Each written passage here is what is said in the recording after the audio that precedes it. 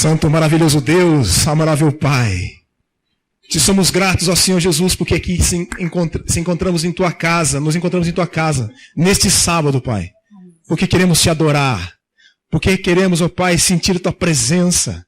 Ó Pai querido, derrama Seu Santo Espírito sobre cada um de nós nessa manhã. Ó Pai, que saímos daqui reavivados, restaurados pelo Teu poder, ó Senhor Jesus. Abençoe a cada momento que seguirá neste culto, Pai, em adoração e honra a Ti, Senhor. Tudo isso nós lhe pedimos e lhe agradecemos, não porque haja mérito em nós, mas o fazemos pelo nome mais poderoso de todo o universo, em nome do Senhor Jesus. Amém. Bom dia, irmãos. Vamos nos colocar de joelhos para orar. Querido Pai que estás nos céus, muito obrigado, Senhor, por esse dia. Obrigado pelo sábado, pelo sol, pela vida, pela saúde e porque o Senhor nos trouxe em paz até a sua casa. Que o Senhor esteja conosco ao longo do sábado, nos abençoe, nos proteja, abra nossa mente para esse culto, use o pregador para que o Senhor possa falar aos nossos corações. É o que eu peço e agradeço a Ti. Em nome de Jesus Cristo, amém.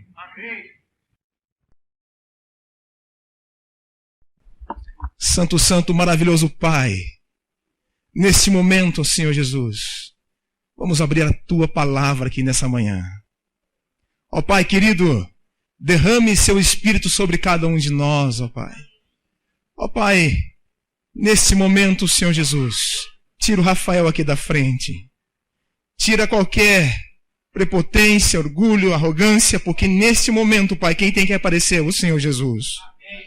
Ó Pai querido, usa-me mais uma vez, ó Senhor Jesus, como instrumento falho que sou, e que eu fale não aquilo que gostaríamos de ouvir, mas aquilo que o Senhor colocar em minha boca. Ó Pai querido, usa-me como canal de bênção a toda essa igreja jovem que aqui está nessa manhã. Ó Pai amado, tudo isso nós lhe pedimos e agradecemos, não porque haja mérito em nós, somos pecadores, necessitamos de Tua graça e misericórdia em nossa vida, mas o fazemos pelo nome mais poderoso de todo o universo, em nome do Senhor Jesus. Amém. Bom dia, igreja! Bom dia. Deus seja louvado por Tua presença nessa manhã, viu? Alegria estar com vocês aqui nessa manhã, agradecendo já o convite da liderança jovem para compartilhar com vocês da palavra de Deus. Sabe que quando eu estava entrando aqui com essa plataforma, eu estava entrando desmotivado, eu estava entrando assim, sabe, com autoestima baixa, né? Porque quando sentei aqui na cadeira, eu comecei a olhar para as cabeças desses jovens e não vi nenhum cabelo branco. Eu falei, Pai, nossa, um dia já fui assim, jovem. Aí a Cláudia veio me apresentar aqui na comunicação. Cláudia, quero agradecer a você, viu? Você levantou a minha autoestima. Ela falou, jovem Rafael, como foi significativo isso, viu? Queridos, é um desafio, viu? A minha cunhadinha, a Josiane, algum tempo atrás ela estendeu o convite para nós estarmos aqui. E ela falou assim, olha Rafael, dia 19 vai ser o dia do jovem adventista. Então o sermão tem que ser jovem. O sermão tem que ser jovem. Aí eu fui na casa ali do meu cunhado, Dinei, fui almoçar. Aí encontrei a Jéssica. E a Jéssica falou assim para mim, Rafael, que você vai ver lá que você vai pregar lá, hein? O sermão tem que ser jovem. Rapaz, é um desafio falar para o jovem, né? Ainda mais o momento que estamos vivendo. Quantas gerações já se passaram, né? Quantas mudanças aconteceram. Agora, nós estamos na geração que os estudiosos, que os psicólogos dizem que é a geração Z, ou conhecida como geração Touch. A geração que nasceu no meio do mundo tecnológico. Então é um desafio pregar para vocês. Porque, talvez o que eu vou falar nessa manhã aqui, vocês já estão um passo à frente, porque vocês estão conectados com as informações. Mas eu creio que essa igreja, apesar de ter uma grande quantidade de jovens presentes. Ela é uma igreja jovem não só por causa da presença dos jovens, mas tenho certeza que vocês se tornam uma igreja jovem, ou são uma igreja jovem porque vocês têm um espírito jovem. Então, eu quero dar parabéns a todos os jovens aqui nessa manhã, inclusive você que tem um espírito jovem como eu, né? É muito bom, queridos. Eu vou até, eu não sei se é costume, se é permitido, não sei, mas eu vou tomar a liberdade e vou convidar os jovens, se vocês quiserem descer, fiquem à vontade, tá? Se vocês quiserem descer, fiquem à vontade. Se não, permaneçam aí, tá?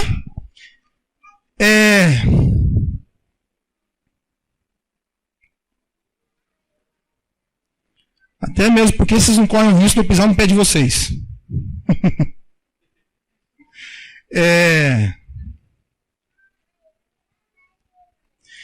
Já que estamos falando de uma geração touch, uma geração jovem, eu pedi a permissão também para vocês essa manhã, para que eu possa usar aqui o celular também na mensagem, tá? Eu creio que todos os instrumentos são válidos, né? Desde que sejam usados com sabedoria e discernimento. Eu posso usar a palavra de Deus para o bem e também para o mal, né? Eu posso pegar uma chave de fenda, apertar um parafuso ou tacar na cabeça de alguém. Então eu creio que a palavra de Deus tem chegado a muitas pessoas pela internet, pelo WhatsApp. Jovem, use esse instrumento aqui, né, para evangelizar. É um bom instrumento para evangelizar. Então, queridos, para iniciarmos e introduzirmos o sermão nessa manhã, vamos abrir as nossas Bíblias no Salmo 8. Salmo 8. E vamos ler a partir do verso 3.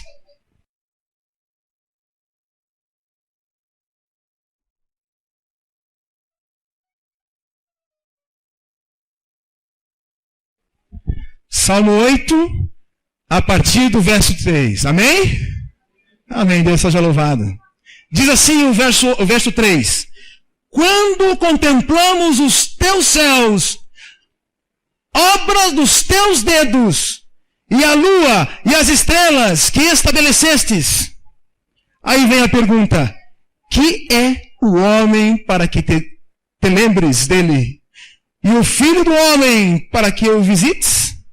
E o verso 5 diz assim: contudo, pouco abaixo de Deus o fizestes de glória e de honra e coroaste. E o verso 6 complementa: deste-lhe domínio sobre as obras das tuas mãos e tudo puseste debaixo dos seus pés. Queridos, quando o grupo aqui cantou, e quero parabenizar o grupo pelo louvor, afinadíssimo, viu? Quem dera eu pudesse cantar assim. Male cantei minha esposa. Queridos, e vocês cantavam ali no hino que Deus é o nosso Criador, que nas suas mãos estavam o quê? A terra e os céus, né? E todo o universo contempla. E quando a gente olha para tudo que Deus criou, para tudo que Deus fez, como é que você se sente diante de tudo isso? Sabe, eu gosto de ler esse verso ali, o verso que diz assim, o verso 4, que fala assim: que é o homem para que dele o Senhor lembre? Eu gosto de ler assim: que é o Rafael para que dele o Senhor lembre? Quem sou eu, Senhor Jesus? Queridos, nessa manhã, quero convidá-los para meditar no que significa o nosso valor. Qual é o seu valor, jovem? Qual é o seu valor? Olha, queridos, eu quero começar a ilustrar. Eu trouxe aqui, até minha esposa falou assim: por que imprimir esse tamanho? Né? Por que imprimir esse tamanho? Porque cego pensa que todo mundo é cego. Cego pensa que todo mundo é cego, né? Não é. Nós temos aqui uma nota de quanto? R$100, né? Quem dera eu pudesse trazer uma notinha dessa aqui para vocês, essa manhã de lembrança. Mas o caixa, fui tentar, mas o caixa não deixou, não saía. Queridos, uma nota de R$100, né? E aqui eu também trouxe uma nota de quanto? R$2. Vocês podem perceber que essas notas aqui, elas são muito semelhantes. Eu não sei quantos vocês já perceberam que a nota de R$2 e nota de R$100 são muito semelhantes. A cor é a mesma. Né? Pode ver, a textura do papel é a mesma. Né? A gráfica que imprimiu a nota é a mesma. Foi o Banco Central. A assinatura que está aqui nessas notas, quem assinou, é a mesma. São muito semelhantes. Mas, então por que uma vale R$100 e a outra vale R$2? É simples. Porque deram esses valores para a nota. Né? Olha, essa nota será R$2. E essa nota aqui será R$100. Queridos, qual é o seu valor? Quando você está entre seus amigos, como você é enxergado? Como uma nota de R$2? Como você é visto? Como uma nota de R$100? Qual é o seu valor, queridos? Como você é visto na sua casa, no seu trabalho? Qual é o valor que as pessoas podem perceber em você?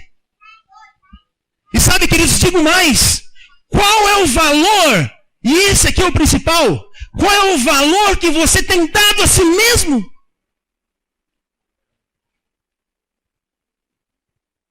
Porque para que os outros possam ver valor em você, você precisa se valorizar. Né? Não é à toa que o Senhor Jesus, quando esteve aqui nesse mundo, ele falou assim: ame o seu próximo com a quem? A si mesmo? Ou a ti mesmo? Queridos jovens, qual é o seu valor? Quando você chega em frente do espelho, o que você vê? Uma nota de R$2, uma nota de R$100. E elas são semelhantes. Elas têm a mesma cor, elas têm o mesmo tamanho, foi impressa na mesma gráfica, elas são iguais. Mas o valor quem dá? Quando você chega perante o espelho, quem dá o valor à nota que você está enxergando ali? Se eu pegasse a nota aqui de R$100 e de repente eu amassasse a nota de R$100, qual seria o valor da nota de R$100? R$100.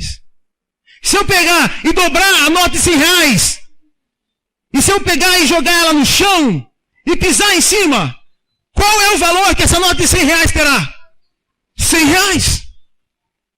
Se eu pegar essa nota de R$100 e jogar na lama e sujar essa nota, que valor ela continua tendo? R$100. Querido jovem, que valor você tem? E que valor você tem passado para as outras pessoas? Não espere que os outros te valorizem. Não espere que o mundo te valorize. Não espere isso. Queridos, permitam-me nessa manhã dar um breve testemunho sobre a minha vida. Eu nasci na metade da década de 70. Por favor, hein? Não vou fazer os cálculos. Na metade da década de 70. E quando eu nasci, o meu avô, falecido avô, ele começou a brincar comigo, né? Eu já, não quando eu nasci, propriamente dito, mas tinha passado um tempo, e ele começou a brincar comigo. E ele então jogava a bola para um lado e eu corria para o outro. E ele me chamava em direção da cadeira e eu ia em direção do sofá. Até que meu avô chegou para minha mãe e falou bem assim: ô filha, nós temos que ver o teu menino aí. Ou ele não enxerga bem ou não tem senso de direção. E é isso. Só que o problema da mãe é que a mãe nunca quer ver o defeito do filho, né? E a minha mãe olhou e falou, não pode, ele enxerga bem. E mesmo assim, com o meu zoinho indo para um lado para o outro, ele enxerga bem. A minha mãe então me levou ao médico, me levou ao oftalmologista. E aí foi constatado que eu nasci com uma deficiência macular. Possível, você, não sei, eu não estou enxergando você aí, mas se você é uma mulher, uma moça gestante, por favor, tome cuidado com o vírus toxoplasmose. Porque foi ele o responsável, né, pela minha deficiência. E afetou ambos os olhos, sendo que afetou mais o direito que o esquerdo. Então eu enxergo mais ou menos 20%, só com o esquerdo. E esse vírus, quando ele afeta o feto, ele vai atacar justamente o globo ocular ou o sistema respiratório. Eu nasci com as duas coisas, né? A deficiência e bronquite. Tem uma companheira que me acompanha constantemente, a bronquite. Mas, queridos, o tempo foi passando. Eu fui crescendo. Problema desse crescimento não tive, graças a Deus. Eu fui crescendo. Né? E chegou agora o período escolar. Gente, imagine vocês. Hoje que nós temos as escolas, né? E as pedagogas aqui de presente podem confirmar isso para mim. Hoje que nós temos escolas que têm a inclusão, por uma criança que tem a deficiência já é difícil. Imagine uma criança na década de 80 nas escolas, onde não se tinha a inclusão, mas tinha a exclusão. E quando eu sabe, foi muito difícil a escola para mim. Mas uma coisa que sempre gostei de fazer é estudar. Sempre amei estudar. Estudava muito, queridos. Eu passei a primeira série, reprovei a segunda. Eu passei a terceira, reprovei a quarta. Eu passei a quinta série. E quando cheguei no sexto ano, eu achei que 2 vezes reprovar era pouco, era bobagem. E eu reprovei 3 vezes. Então eu gostava muito de estudar. A escola para mim não foi fácil. Gente, quando eu tinha que ver lá o quadro, eu não enxergava, era lousa, né? Naquele tempo era lousa, agora não é. Agora é caneta, como é que é? As professoras aí de plantão. Às vezes tem escola que nem é caneta, já é um projetor que faz, né? A lousa, era verde lá, aquele giz, aquele pó invadia toda a sala, a professora lá fica com a mão branca. E queridos, estava eu tentando enxergar, só que eu não enxergava. Então a professora falava para eu ir perto do quadro. Eu ia perto do quadro. Aí tinha um problema, porque eu enxergava esse lado e tinha que correr para enxergar o outro lado. E ficava lá, tentando enxergar. E nisso as criançadas falavam, sai da frente, Rafael, sai da frente. Eu tenho que, né? E eu comecei então a escrever meu próprio português. A professora começou a ditar e eu escrevia do jeito que achava que era certo. Aquele português maldizido que ninguém corrige, fica de boca abrida. Era isso que acontecia. E eu fui assim, queridos. Eu me lembro que quando a galera se reunia assim, sabe, para jogar um futebol, para jogar um vôlei, eu era o primeiro a não ser chamado. Eu me lembro uma vez que a galerinha lá se juntou para jogar um futebol, e aí eles me colocaram no time, eu acho que vai ver que o professor mandou, e eu entrei no time ali. E quando eu entrei no time jogar, teve um momento assim, e eu tentava enxergar a bola, naquele tempo não tinha chocalho, não tinha, né? Não tinha barulho, e eu corria para de um lado e para o outro, tentando localizar a bola, até que alguém passou. Passou o rapaz que estava do lado, a bola para mim. Eu não peguei na bola, não toquei na bola. Mas chegou um momento que eles estavam disputando a bola num bolinho de pessoas ali, e disputando a bola, de repente a bola sobrou. E agora era a minha oportunidade. Eu enxerguei o gol, enxerguei a bola, estava ali na minha frente. Eu chutei. E foi gol, vocês acharam que ia ser, né? Foi gol. Foi gol, gente. Mas não é por isso que me convidaram numa próxima partida. Eles acharam que foi uma sorte. Então, queridos, o tempo passou. Sabe? Chegou um momento. Agora um outro desafio aparecendo na minha vida. Achar o emprego. Achar o emprego. Mas não demorou muito para alguém me dar uma oportunidade, sabe? Alguém ali me deu uma oportunidade de trabalhar. Depois de passar por uma contratação criteriosa, alguém me deu a oportunidade de trabalhar. E eu comecei a trabalhar numa loja de brinquedos e papelarias que meu pai havia comprado para minha mãe. Tá certo que a loja abriu uma noite e fechou outro dia. Mas foi meu primeiro emprego.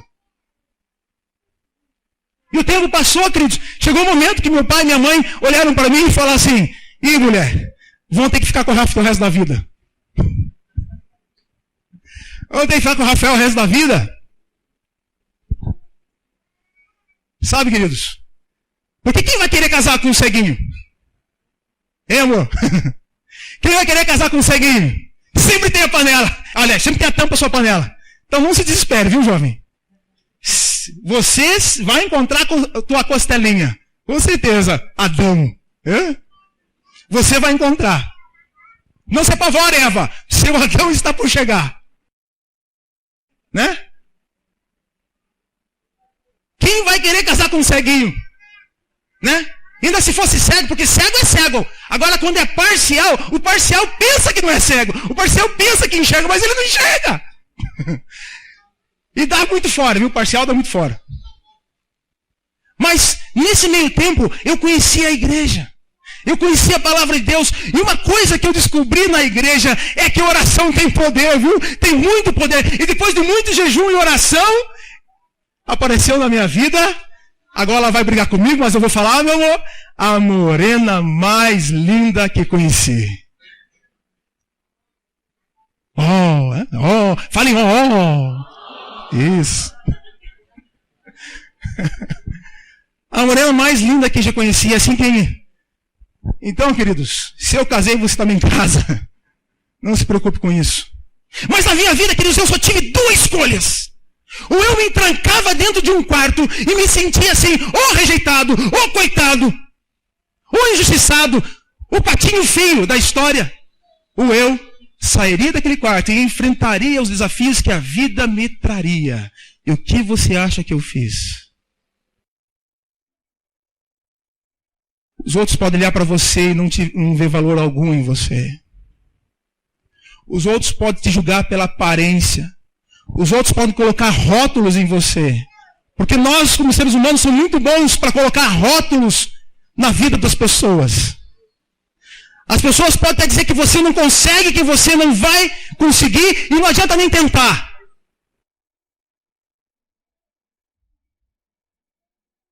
Queridos,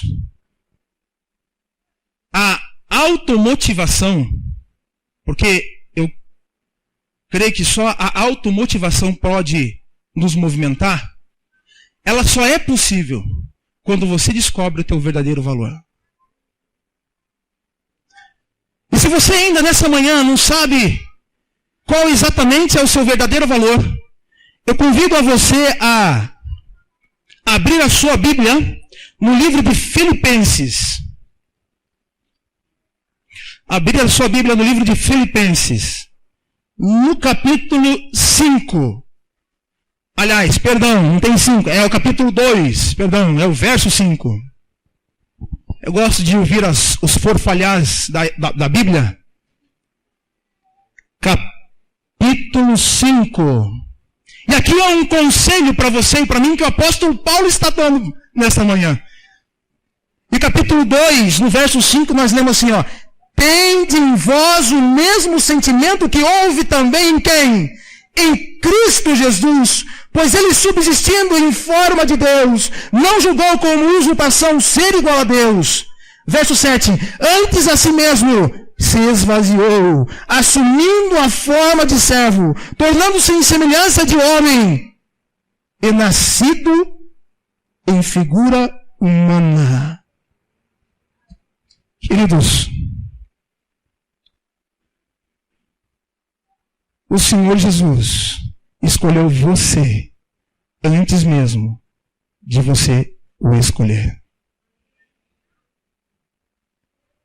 E sabe por quê? Abra sua Bíblia em 1 João.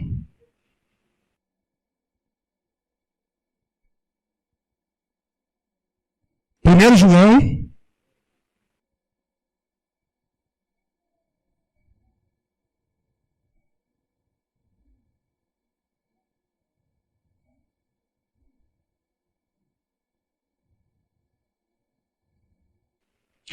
João, capítulo 4. Vamos ler o verso 10. Sabe por que Jesus escolheu você primeiro? O verso 10 pode nos responder. Nisso está o quê?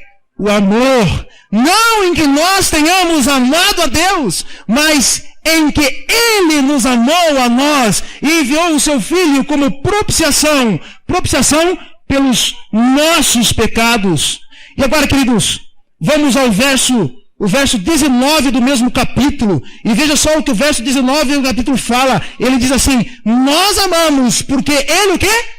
Nos amou primeiro. Amém! Deus te amou primeiro. Deus te escolheu primeiro.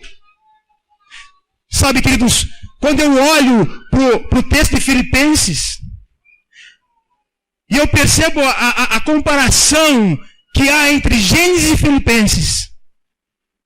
Lá em Gênesis, Deus cria o homem à sua imagem e semelhança. Em Filipenses nós vemos Jesus se tornando semelhança de quem? De homem. Queridos, eu quando contemplo o texto de Filipenses, no capítulo 2, o verso 5, até... se não me engano, o verso 10, não sei, não me recordo aqui agora no momento, mas ali, vem falando do Senhor Jesus. Ele não tem como explicar esse amor, mas Ele voluntariamente escolheu vir aqui nesse mundo, jovem, por causa de você. E eu fico imaginando, Ele deixou tudo aquilo, toda a honra, toda a glória que Ele tinha, e perdeu tudo isso, para perder junto com você. Porque no início do texto, quando lemos o Salmo 8, nós lemos ali, que é o homem para que dele Deus se lembre. E ali o verso continua dizendo que Ele deu o que? Honra, glória ao homem. E deu toda a terra para que o homem pudesse cuidar. Mas o homem, por escolha própria, ele decidiu se afastar de Deus. Jovem, se você está aqui na igreja, permaneça na igreja. Por favor, não se encante com o que o mundo te oferece, mas permaneça aqui na igreja. O homem escolheu, e agora Jesus diz ao Pai: Pai, eu quero me tornar semelhante ao homem, eu quero perder toda a minha honra, toda a minha glória, porque eu amo este homem com toda a minha vida. E Ele provou isso na cruz do Calvário. Qual é o teu valor, jovem? Compreendeu? Qual é o teu valor? Sabe, queridos, a gente passa anos na igreja discutindo o que se pode ou não pode fazer, né? Aí, muitas vezes, tem mentes que questionam, né? Os seus pastores, os seus líderes, os seus anciãos. Mas, e no cinema, pode? E eu colocar um piercing, pode? E eu fazer uma tatuagem, pode? E se nós concentramos anos na igreja naquilo que pode ou não pode? Vou ou não vou? Faço ou não faço? Muda a tua visão! E olhe para aquilo que Cristo já fez por você. Porque quando você olha para Cristo, você não vai se preocupar com o pode ou não pode, com o vou ou não vou, ou se faço ou não faço. Você vai se preocupar em fazer a vontade de Jesus. Queridos, e o que é a vontade de Jesus? É que nós deixemos o nosso próprio eu, nos entreguemos completamente aos seus braços, ao seu comando, e façamos assim como Jesus fez. Ele era um ser divino, era Deus, e não usurpou ser igual a Deus. Ele nem era nosso semelhante, nós é que éramos semelhantes a Ele. E o que Ele fez? Se tornou semelhante a nós.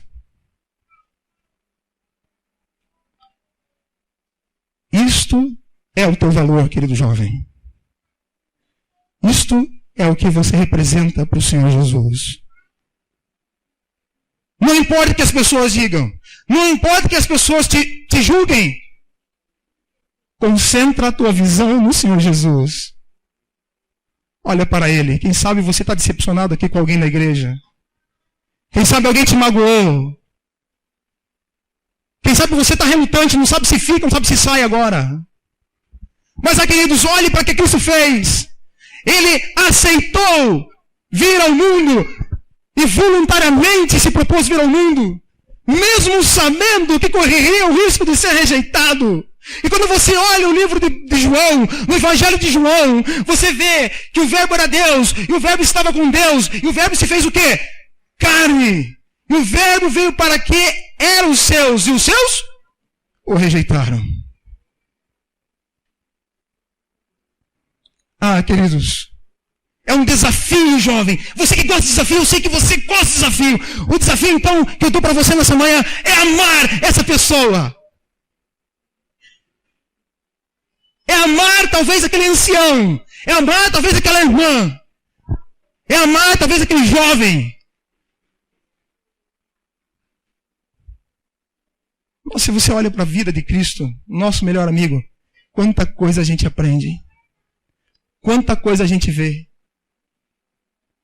Quanta coisa a gente pode aprender para a nossa vida e entendermos que a nossa vida está nas mãos dele e depende exclusivamente dele. Nosso valor depende exclusivamente dele. Para você se enxergar com uma nota de R$100, se você for tentar por si só, não vai dar certo. Queridos, não quero me delongar mais, quero respeitar o teu tempo. Com certeza eu tinha mais coisas para falar aqui. Mas são 11h40 já. Sabe, queridos, eu digo que quando a gente tem a responsabilidade para subir aqui no púlpito, a gente sente o peso da responsabilidade. Uma das minhas preocupações é que eu esteja vivendo aquela mensagem. E aquela mensagem tem que ser para mim primeiro. Então, se eu estou falando de valor para vocês, eu estou falando que você tem que ver o valor que Deus coloca em você. Eu tenho que viver esse valor em minha vida. Então, normalmente a mensagem, quando eu oro a Deus, eu peço, Pai, me dá uma experiência para que eu possa compartilhar. Sabe, queridos, Deus fez muita coisa na minha vida. Coisas que eu nem imaginava que Ele ia fazer. Um garotinho inseguro, tinha vergonha de falar. Ele fala assim, olha, venha, você. Sabe, eu começo a olhar o que Deus fez na minha vida, o que continua fazendo. Se eu fosse continuar aqui, daria um livro, uma história. E tenho certeza que você tem sua experiência, tenho certeza que você tem sua história aqui também. E 2 semanas atrás, no trabalho, eu tive uma experiência tão, assim, que Deus às vezes me dá um chacoalhão, sabe? Eu trabalho em um banco. Por enquanto, estou trabalhando lá. Porque ele foi vendido, né? Não sei se foi vendido junto com ele também. Mas a minha vida está na mão de Deus, sempre teve assim. Eu estava lá, e lá tem uma colega de trabalho chamada Maria. A Maria. A Maria, quando entrava na sala ali, na sala onde eu trabalho, a Maria sempre aparecia ali. Ou era para vender um bolo, ou era para vender alguma coisa para ajudar. Sabe, só que a Maria, eu não conseguia ver a Maria assim, com bons olhos. Mesmo porque bons olhos eu não tenho. Mas, queridos, eu não conseguia ver a Maria. Assim, eu não conseguia atribuir valor a Maria. Veja só, a gente coloca rótulo. Porque a Maria era o tipo de pessoa que você fala, bom dia, Maria! E a Maria, bom dia por quê? Só pra você. Sabe, eu via a Maria assim, distante. E toda vez que ela aparecia para vender uma coisa, sabe para quê? Para ajudar o cachorro que estava lá em frente ao sapateiro, para ajudar o pretão, que era o cachorrinho que estava em frente lá, o chaveiro. Queridos, eu não tenho nada contra o animal, pelo contrário. Lá o meu sogro, lá tem a Cindy. Confesso que eu não sou aqueles que deitam com o cachorro, que beijam o cachorro, que rolam com o cachorro, não. Mas eu não judio o cãozinho, não judio o bichinho, não. E ela vem aqui no meu colo e ela fica feliz quando me vê e pula e tudo mais. Às vezes eu não vejo ela e piso no rabo dela. Não tenho nada contra cachorro, mas sabe o que me incomoda? A inversão de valores. Muito se faz pelos animais e vem fazer o mesmo pelos seres humanos, pelos semelhantes, porque isso que Cristo veio fazer, não desprezando os animais, longe disso. Quem faz isso, maravilha, continua fazendo, e assim tem que ser. Mas não nos esquecemos das pessoas. E aquilo me incomodava, sabe, querido? Eu julgava assim. E a Maria ia falar, e teve um dia que a Maria bateu lá. Apareceu na sala, estava a equipe, e ela chegou na sala e falou, e adivinha o que eu trouxe aqui? Uma rifa. Era para vender a rifa, para ajudar o outro, adivinha o quê? Cachorro. Naquele momento eu estava digitando ali. Eu fiquei digitando assim. Não olhava para o lado da Maria. E a Maria pegava e falou assim, olha, aqui é a rifa. E eu não vou olhar, não quero ir lá. Sabe? Foi quando Deus falou assim, vai, se levanta e compra uma rifa. Eu falei, o quê? Pai, eu tô ouvindo certo? Se levanta daí, vai e compra uma rifa. Queridos. Eu falei, mas pai,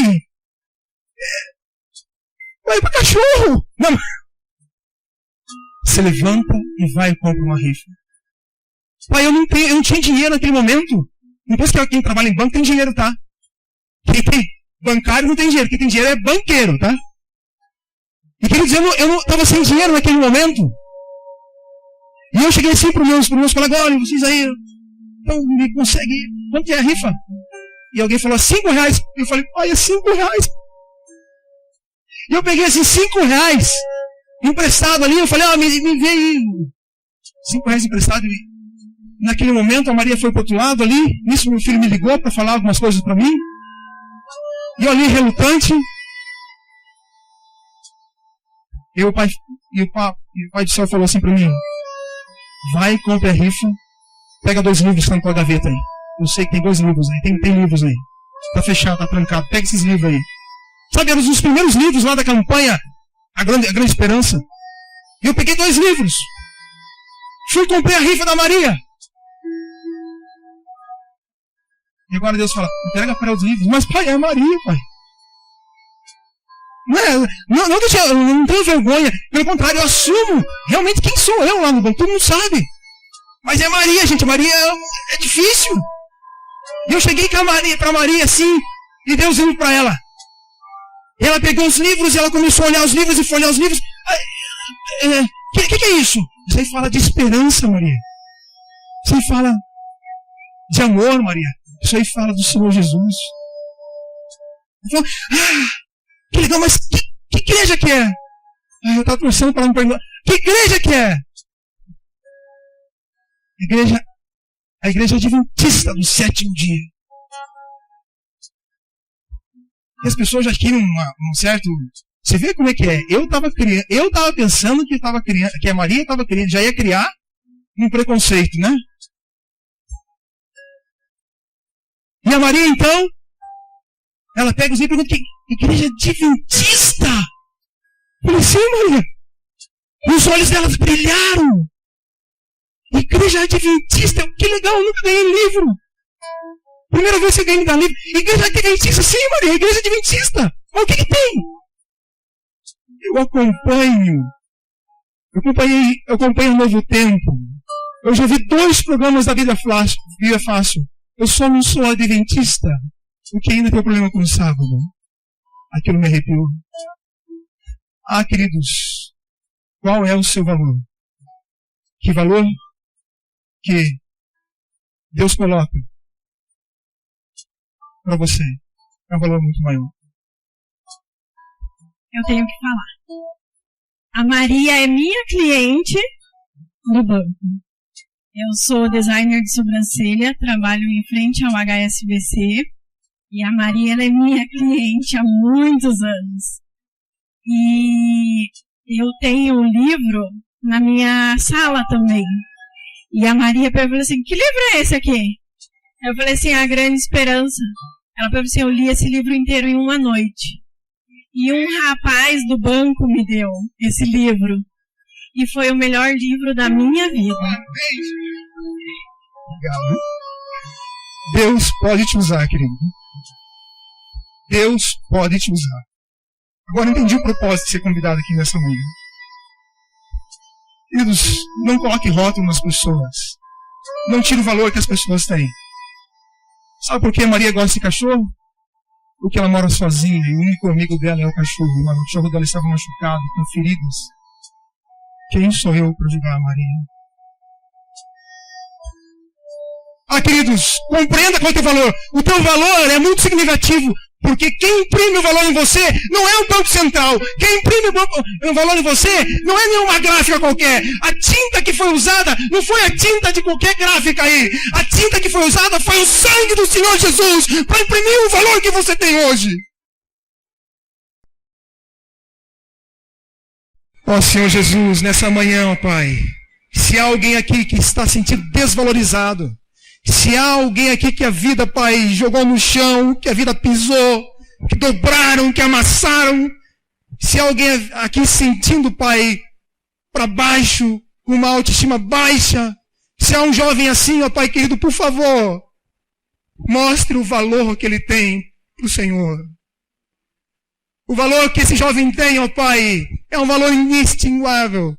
É um valor, Pai, que ninguém pode tirar, porque foi escrito com teu sangue. Ó Pai querido, eu não sei quantos corações aqui nessa manhã foram atingidos, mas eu sei que o meu coração foi, ó Pai. Ó Pai, obrigado, porque o Senhor sempre faz maravilhas na vida da gente.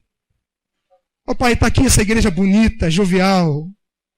São jovens, ó Pai, jovens valorosos, que estão dispostos a entregar as suas vidas em tuas mãos, ó Pai. Estão dispostos a te servir. Abençoe essa igreja jovial. Abençoe toda essa liderança jovem, todos os desbravadores, aventureiros, ó Pai. Abençoe todos aqueles que, como jovens, têm espírito jovem. Ó Pai querido, obrigado por esses momentos. Que as pessoas possam sair daqui, ó Pai, revigoradas, reanimadas, e na certeza, Pai, de que tem realmente um valor. Ó Pai amado, obrigado. Tudo isso nós lhe pedimos, e lhe agradecemos. E pedimos tua bênção já pela vida da Maria, Pai. Conduza ela, Pai. Ó Pai, que ela possa ter a certeza e segurança que o Senhor é fiel, que ela possa tomar uma decisão. Tudo isso nós lhe pedimos, ó Pai, não porque haja mérito, mas o fazemos pelo nome mais poderoso de todo o universo. Em nome do Senhor Jesus. Amém, Jesus. Amém.